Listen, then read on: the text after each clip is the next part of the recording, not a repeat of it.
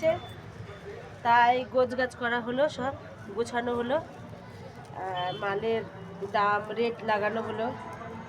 তো তাই এখন গুছাচ্ছি এইসব মাল।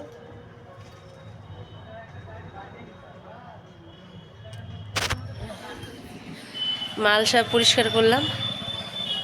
এই এই দেখো সব বন্ধুরা, এই যে সব স্টক সাজানো হয়েছে। এইখানে শালের কুর্তি, ফেন্সি কুর্তিও আছে, আর এখানে হচ্ছে 2 পিস সোয়েটারের 2 পিস করে, আর এইসব মাল, এই যে কোট সব রেডি করলাম। এইসব, এই যে শাড়ির